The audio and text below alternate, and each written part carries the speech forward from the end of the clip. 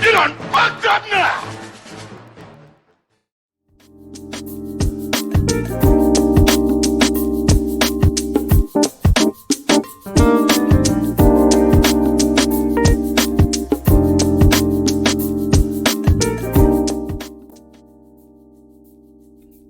Hey guys, welcome back.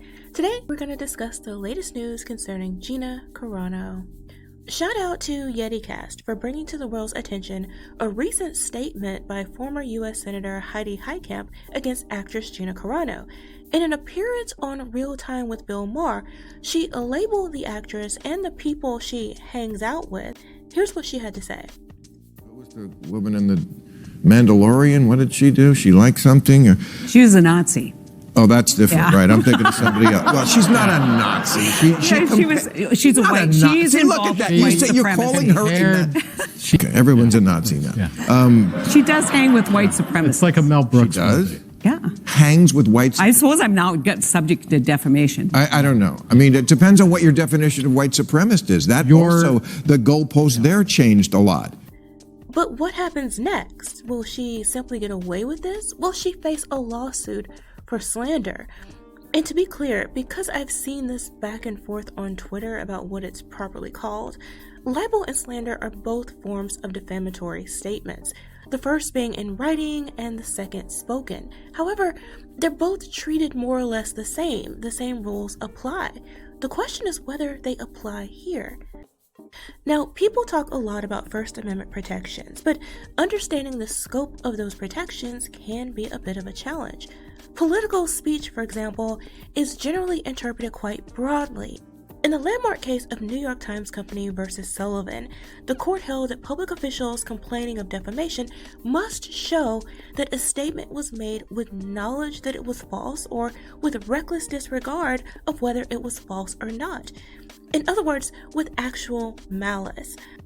In a subsequent case of Curtis Publishing versus Butts, which involved a public figure rather than a politician, the court expounded upon what actual malice means and reasoned that damages can be recovered after showing that the falsehood substantially endangered the person's reputation and was the result of highly unreasonable conduct. In other words, the statements were reckless and stemmed from a failure or refusal to adequately investigate or fact-check their accuracy.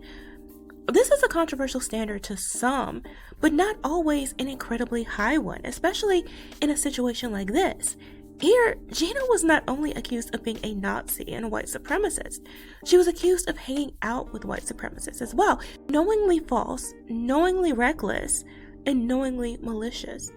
Now, considering that this senator also works for ABC as a contributor, and ABC is owned by Disney, and the last hit piece labeling this entire community as alt-right also came from someone with ties from Disney, and knowing that this community is Disney's biggest critics and the only people Gina's been publicly hanging with, virtually at least, has been this community, it's not hard to understand what could have prompted something so foolish to be said.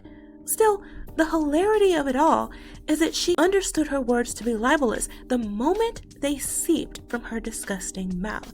Hangs with white... I suppose I'm now subject to defamation. I don't know. I mean, it depends. Something Gina recognized as well. It'll be interesting to see if legal action follows. I personally believe it should. To compare a public figure, any person, to people responsible for mass genocide is sickening.